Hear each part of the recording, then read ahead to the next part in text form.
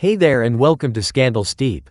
Legal representatives for music mogul Shawn "Diddy" Combs have recently shed light on his experiences while in federal custody, where he awaits trial on charges of racketeering, sex trafficking, and using interstate transportation for prostitution. While his legal team strives to manage the fallout from these allegations, they have shared insights into his adjustment to prison life, particularly emphasizing his struggle with the provided meals. Mark Agnifilo, one of Diddy's attorneys, told reporters that the most challenging aspect of incarceration for his client was the food. Agnifilo described it as the harshest part of imprisonment, despite the Federal Bureau of Prisons offering several dietary options, including heart-healthy and vegetarian meals. Prison commissary items reportedly include snacks such as honey buns, cashews, protein bars, and even canned goods like Spam. Still, adjusting to prison food has been a notable hardship for Diddy. Currently held at the Metropolitan Detention Center in Brooklyn, Diddy has also been placed on suicide watch, a precautionary measure often applied to high-profile individuals in federal custody. While his attorneys have stressed that the rapper is neither suicidal nor exhibiting any mental health concerns, the prison policy aims to ensure his safety under such scrutiny. The legal team remains focused on proving Diddy's innocence. Agnifilo previously stated that Diddy is eager to tell his story and maintains that the charges are baseless. Diddy has pleaded not guilty to all accusations and is awaiting trial, scheduled for May 5, 2025. In the meantime, his legal team has encountered significant challenges in securing his release on bail, with 3 attempts being denied to date. Adding to the complexity of the case, new allegations continue to surface. Over 120 individuals have come forward with accusations of sexual misconduct against Diddy, with at least 24 claims involving minors. Tony Busby, a lawyer representing a group of these alleged victims, revealed that the incidents date back as far as 1991. He shared chilling accounts, including one involving a minor as young as 9 years old. The accusations range from violent sexual assault and drug-facilitated abuse to the distribution of explicit recordings. Busby stated that he plans to file additional lawsuits in various states, and some of the names involved may shock the public. He also emphasized the systemic nature of the alleged abuse, claiming that enablers within Diddy's circle allowed these actions to persist. These enablers, he argued, should also face legal accountability. Among these developments, accusations against Diddy's credibility are also mounting. In one notable case, alleged text messages surfaced that seemingly undermined claims by Thea Graves, who had accused Diddy and a bodyguard of assault. The messages reportedly show Graves offering money to her ex-partner in exchange for corroborating her story. While Graves' representatives deny these claims, if the messages are authenticated, they could weaken her case significantly.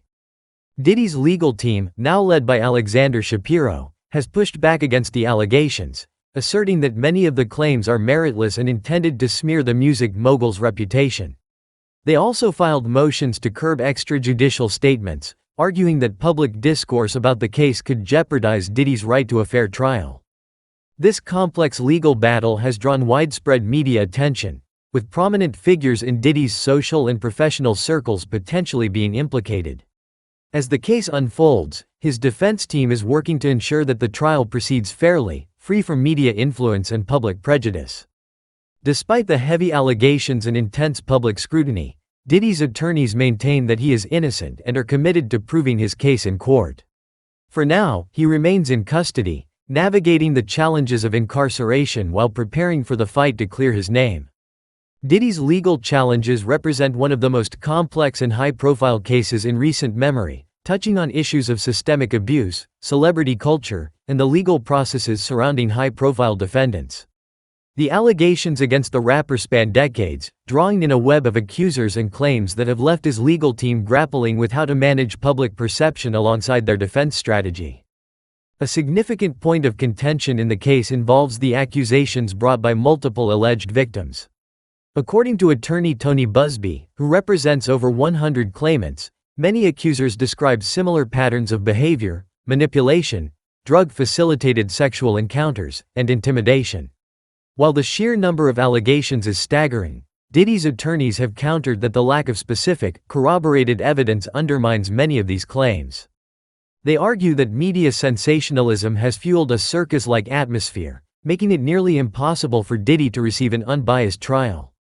The legal team has been particularly vocal about protecting Diddy's rights in the face of public discourse. In one filing, they requested that the court implement a gag order to prevent lawyers, witnesses, and alleged victims from making public statements that could prejudice the case. They noted that media coverage and online commentary have already begun shaping public opinion, which could affect the jury pool.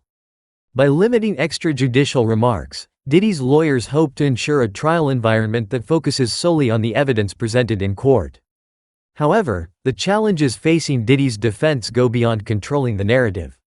The introduction of minors into the allegations has intensified scrutiny, with advocacy groups and public figures condemning the alleged acts. Reports that some of the alleged incidents date back over 3 decades have raised questions about why it took so long for these claims to surface. Diddy's legal team has suggested that the delay might point to ulterior motives or opportunistic behavior, while his accusers argue that fear, power imbalances, and systemic failures delayed their pursuit of justice. In addition to the criminal charges, the civil lawsuits add another layer of complexity. Attorneys representing various claimants have emphasized that their goal is not only justice for the alleged victims but also accountability for those who may have enabled Diddy's behavior. Busby hinted at the involvement of other high-profile individuals, suggesting that celebrities, employees, and other associates within Diddy's circle may have turned a blind eye to alleged misconduct. These accusations have sparked debates about complicity in abuse and whether silence can make someone legally liable. Despite the mounting challenges, Diddy's legal team remains resolute. They have consistently denied all accusations, emphasizing that their client is eager to clear his name in court. In one statement, Mark Agnifilo described Diddy as focused, strong, and ready to fight for his innocence. The team has also pointed out inconsistencies in the accuser's statements and potential motivations for financial gain. For instance, they have highlighted cases where text messages or other communications appeared to contradict claims made against Diddy. Meanwhile, Diddy's experience behind bars has been a stark departure from his life as a music mogul. Known for his luxurious lifestyle, multi-million-dollar business ventures, and widespread influence in the entertainment industry, he now faces the harsh realities of life in federal detention. Reports from his legal team suggest that he is undergoing counseling and treatment for personal issues, including toxic relationships and past substance use. His lawyers have framed this as evidence of his commitment to self-improvement rather than an admission of guilt. The public's reaction to the case has been divided. Some view the allegations as part of a broader reckoning in the entertainment industry, comparing it to other high-profile cases involving powerful men accused of abuse. Others, however, see the situation as an overreach, arguing that the absence of concrete evidence and the sheer volume of accusations suggest a pile-on effect, with individuals seeking to exploit the situation for personal gain. As the May 2025 trial date approaches, the stakes could not be higher for Diddy. His legal team is not only fighting for his freedom but also attempting to preserve his legacy as one of the most influential figures in music and business. With billions of dollars at stake, including endorsements, royalties, and other business ventures, the outcome of this case could reshape not just Diddy's future but also the public's perception of his decades-long career. The case also raises larger questions about how society deals with allegations of abuse, particularly when they involve celebrities. Can a fair trial be guaranteed when media coverage is so pervasive? Should public figures be held to a higher standard of accountability, or does that violate their rights as individuals? These questions, among others, will undoubtedly continue to shape the discourse around Diddy's case and similar legal battles.